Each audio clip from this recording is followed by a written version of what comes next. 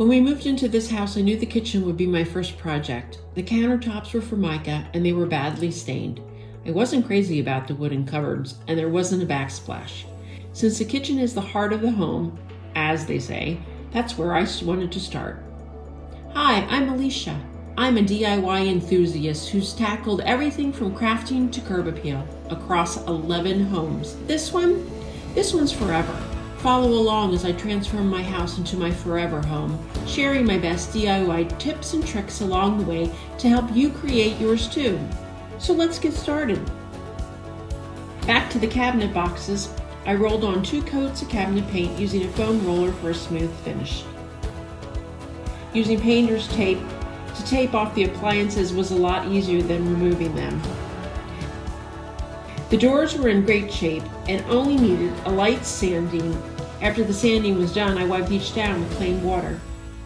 I used a cabinet paint and the foam roller to paint the front and back of each door, and used a brush to get into the nooks and crannies. I ended up applying 4 coats of paint.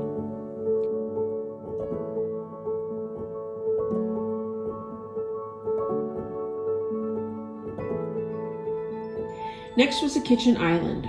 We removed the top and the drawers and the doors. Here's a tip. When you remove the hardware, keep it all together in a labeled bowl or plastic bag.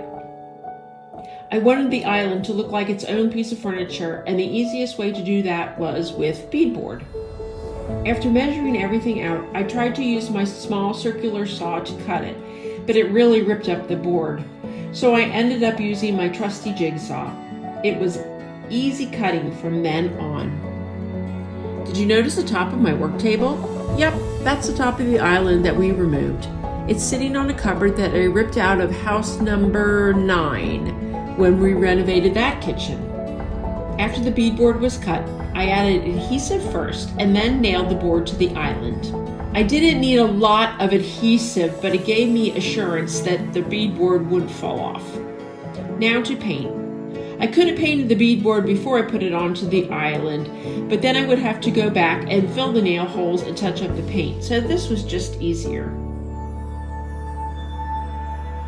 Sanding the island doors was very quick and easy, just like the cabinet doors. Here's a tip.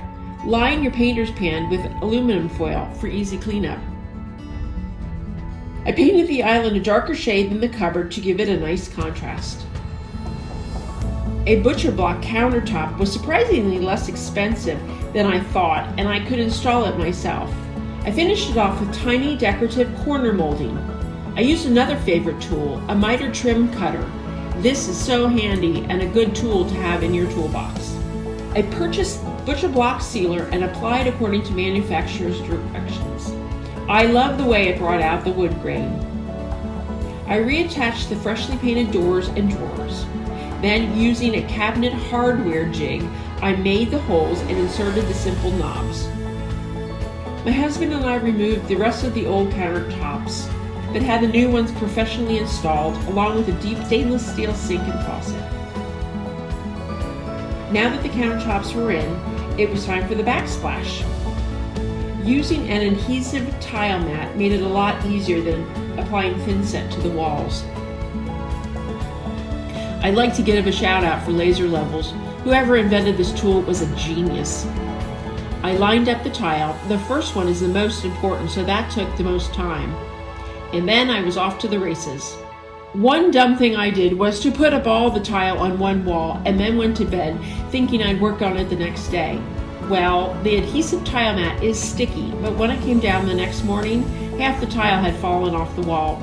So, pro tip, grout as you go. Another good DIY tool to have in your toolbox is a tile cutter. You can buy one for around $100 and they're not as scary as using a wet saw. So here's another confession. I have tiled before and I'm not sure why it looks like I don't know what I'm doing. You shouldn't use a metal cutting knife to apply mortar. Luckily, it didn't scratch the tile. Tiles up, so on to the floating shelves. I marked the studs using painter's tape, drilled the holes, and installed the metal brackets. For the shelves, I wanted them wide, so I used stair treads. I cut them to size and stained them early American.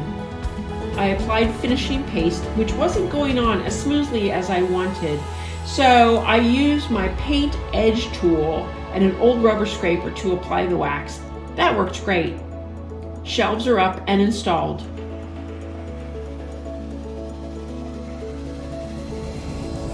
So, do you remember the before? This is my kitchen now. It's open and much brighter after adding the shelving. I love the backsplash that extends all the way up to the ceiling and the butcher block island. OMG.